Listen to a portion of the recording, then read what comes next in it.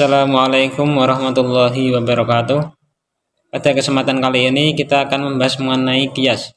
Qiyas ialah perkataan yang tersusun dari dua qadhiyah, dan apabila dua qadhiyah itu benar, maka lazim daripadanya menurut qadhiyahnya itu menimbulkan suatu perkataan lain yang disebut natijah. Atau secara sederhananya, apabila ada dua qadhiyah yang tersusun, maka timbullah qadhiyah lain yang disebut natijah atau kesimpulan. Contoh-contoh qiyas yaitu seperti tiap-tiap orang Serang, orang Jawa, tiap orang-orang Jawa, orang-orang Indonesia. Jadi natijahnya yaitu semua orang Serang, orang Indonesia. Contoh lain yaitu air ini sudah terpakai. Semua air yang sudah terpakai tidak dapat menghilangkan hadas. Natijahnya yaitu air ini tak dapat menghilangkan hadas. Kemudian ada ajza'ul qiyas, yaitu pembagian qiyas. Qiyas mengandung beberapa juz atau bagian. Pertama, qiyas mengandung 3 lafadz yang disebut sebagai hadus salasah. Yang pertama, had al-ashhar. Had al-ashhar yaitu suatu lafadz yang dijadikan sebagai maudhu atau subjek ketika akan mengambil natijah atau kesimpulan. Kemudian yang kedua, had al-akbar, yaitu suatu lafadz yang dijadikan sebagai mahmul atau predikat ketika kita akan mengambil natijah atau kesimpulan. Kemudian yang ketiga yaitu had al-awsat, yaitu suatu lafadz yang diulang-ulang pada dua qadhiyah, yaitu qadhiyah pertama dan qadhiyah kedua. Seperti contoh tiap-tiap orang Serang, orang Jawa, tiap-tiap orang Jawa, orang Indonesia.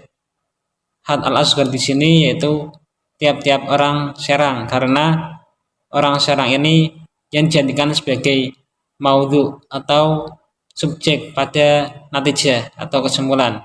Kemudian had al-akbarnya yaitu orang Indonesia, karena had al-akbar ini yang menjadi mahmul atau predikat pada natijah. Kemudian had al-awsatnya yaitu orang-orang Jawa, karena orang-orang Jawa di sini diulang-ulang pada qadhiyah pertama dan qadhiyah kedua, sehingga menimbulkan natijah semua orang Serang adalah orang Indonesia. Kemudian yang kedua yaitu qiyas mengandung 3 qadhiyah. Yang pertama yaitu muqaddimah sughra, yaitu qadhiyah yang mengandung had al-asghar. Yang kedua yaitu muqaddimah kubra, yaitu qadhiyah yang mengandung had al-akbar. Yang ketiga yaitu natijah, yaitu satu qadhiyah yang terbentuk dari had asghar dan had akbar. Seperti contoh tiap-tiap orang Serang, orang Jawa, tiap-tiap orang Jawa, orang Indonesia, semua orang Serang, orang Indonesia. Jadi dapat disimpulkan bahwa muqaddimah surahnya yaitu tiap-tiap orang Serang, orang Jawa, karena di situ terdapat had al-asghar yang berupa tiap-tiap orang Serang, dan muqaddimah kubronya yaitu tiap-tiap orang Jawa, orang Indonesia, karena di situ terdapat had al-akbar yaitu orang Indonesia. Sehingga natijahnya yaitu gabungan dari had al-asghar dan had al-akbar menjadi semua orang Serang, orang Indonesia. Jenis-jenis qiyas ini ada 2 yang saya terangkan, yaitu mengenai qiyas iqtirani. Qiyas iqtirani yaitu qiyas yang natijahnya disebutkan dengan prinsipnya. Artinya bahwa keadaan dua muqaddimah dalam qiyas mengandung bahan-bahan natijah, tapi tidak mengandung bentuk natijah. Contoh, sebagian mahasiswa ilmu hadis itu cerdas. Setiap orang cerdas itu suka membaca. Sebagian mahasiswa ilmu hadis itu suka membaca.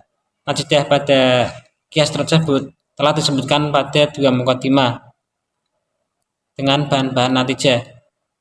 Jadi maudhu natijahnya yaitu sebagian mahasiswa ilmu hadis yang terdapat pada muqaddimah sughra, dan mahmulnya yaitu suka membaca yang telah disebutkan pada muqaddimah kubra.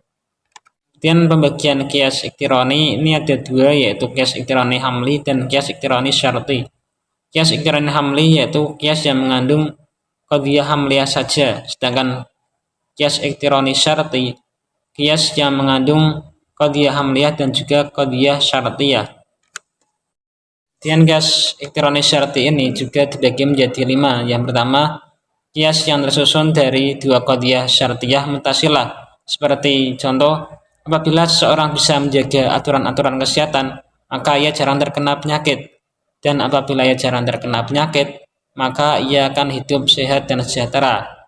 Jadi natijahnya yaitu apabila seseorang bisa menjaga aturan-aturan kesehatan, maka ia akan hidup sehat dan sejahtera. Qadiyah pertama dan qadiyah kedua ini merupakan qadiyah syartiyah menggunakan adat syarat dan tersambung atau mutasilah. Kemudian yang kedua yaitu qiyas yang tersusun dari dua qadiyah syartiyah munfasilah, seperti setiap pelajar ada kalanya rajin dan ada kalanya tidak rajin. Tiap-tiap yang tidak rajin ada kalanya malas dan ada kalanya lemah keadaannya. Jadi natijahnya yaitu setiap pelajar ada kalanya rajin dan ada kalanya malas atau lemah keadaannya. Jadi qadiyah yang pertama dan yang kedua ini merupakan qadiyah syartiyah yang menggunakan adat syarat dan munfasilah, yaitu terpisah. Yang ketiga yaitu qiyas yang mengandung qadiyah syartiyah muttasilah dan qadiyah syartiyah munfasilah. Seperti contoh, mana bentuk datar dikelilingi tiga garis lurus yang berpotongan, maka bentuk itu ialah segitiga.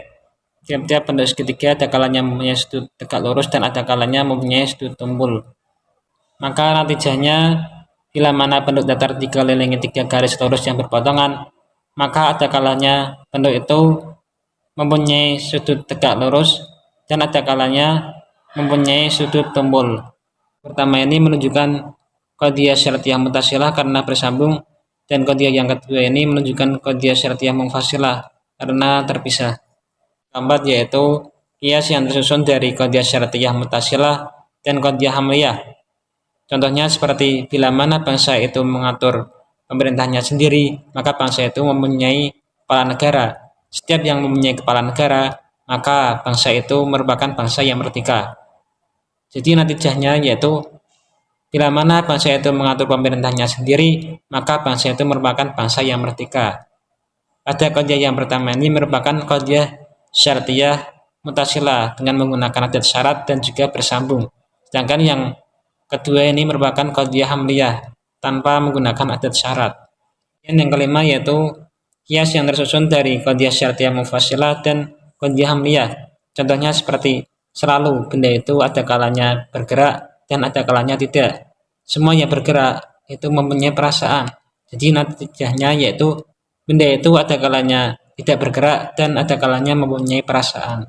Qadiyah yang pertama ini merupakan qadiyah syartiyah munfasilah karena mengandung adat syarat dan terpisah. Sedangkan yang qadiyah yang kedua yaitu qadiyah hamliyah tidak mempunyai adat syarat atau tanpa syarat.